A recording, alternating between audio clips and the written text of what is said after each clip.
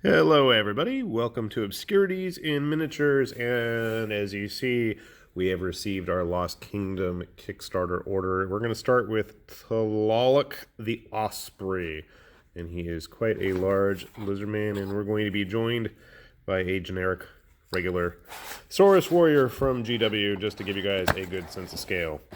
So the first thing upon opening this is we've got a nice foam layer, and the next thing is the overpowering smell of resin, and for whatever reason this is not a pleasant resin smell. Let's take a look at all the parts though before we get to work.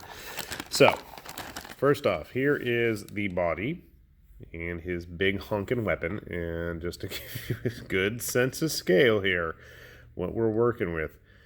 This is a big dude. I don't think there's really any good comparable model in the GW lineup that can really compare to this guy. He's just massive. Check out that massive headdress, and the detail on these are just astounding. I really am impressed with all of the line work on the armor itself that they're wearing. A lot of fun detail there. Don't see the top of his head.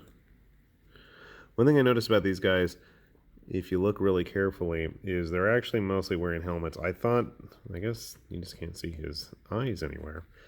I thought a lot of that stuff was as I'm blabbling here. A lot of them actually have their faces exposed and they're wearing kind of ornamentation on top of it, but this guy doesn't seem to be the case. Let's take a look at the rest of them we have. He's got a big skull on his other fist, with a bunch of rib bones. More detailing joint. His legs. I like he's got some kind of detail on his clothing, where he's wearing clothing at all. Doesn't tend to be the case with lizardmen. Also, didn't mention he's got a big, nice, detailed resin piece to go on the base, and then we have his other arm, just a bunch of cords. So I'm going to get these all cut out, and we're going to get him put together and see just how big he's going to be, and that's a 50mm base, by the way. And here you can see Tlaloc in all his splendor, and he is quite splendorific. My cheap homemade turntable. Get a good look at him. Again, he's on a 50mm base. 50mm round base, I should say. Everything fits quite nice and neat there with his little scenic base parts. He's got nice indentations for the claws right on there, so that was easy to get everything lined up. I did not actually glue his head on yet, just to make sure I can actually get at all the bits on the inside part, because it's going to be a real hassle to get in there to paint. And he is about 99% finished. I only say 99% finished because there is this little extra snake glyph part that I have absolutely no idea where it goes.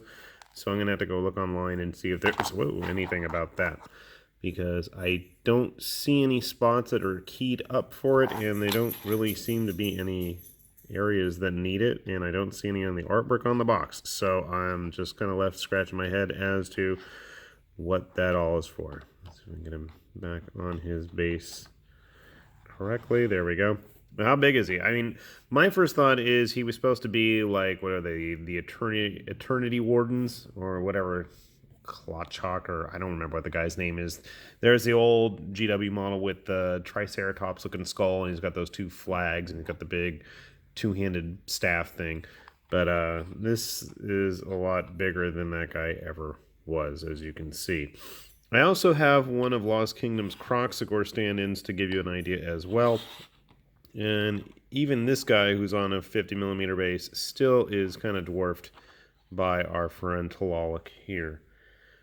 You can see they're obviously of the same cast. They have the same kind of design. So I'm not sure what he's supposed to be, because as far as I know, there was never a named krok-gar model. Or was there? If there was, you can enlighten me, because I don't remember any. And if there was, it never had a model made, so that's why I never cared, because I'm not a fan of the old krok-gar models, but you can see this is quite a big and impressive centerpiece model. To me, it's almost like mere level of detail and quality.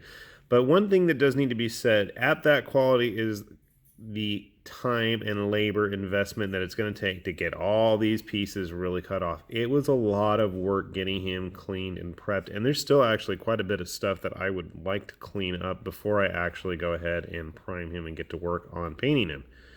So be prepared if you are going to be interested in these models. I mean, they're nice models, don't get me wrong. I am quite pleased with it, but it's just there were lots of little bits that required a little bit of extra finesse to get off. Otherwise, I was going to have a lot of snapped claws, talons, feathers, bits.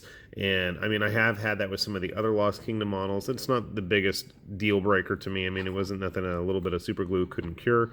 So keep that in mind when you are building these. There is going to be a bit of prep time involved to get them ready. But for me, it's kind of cathartic cutting out all that flash. So what do I know? I'm kind of weird about that. But again, this is Tlaloc from Lost Kingdom's, what are they, the Quetzpal Empire. And I'll have a link down there below. They should have a web shop going, well, they do have a web shop, but they should have the miniatures from their Quetzpal Empire Lizardmen stuff all coming online in the near future. So if you're interested, keep your eyes peeled for that. With that said, this is High Lord Tamberlane with Obscurities and Miniatures. And thanks for watching, and we'll see y'all later. Bye-bye.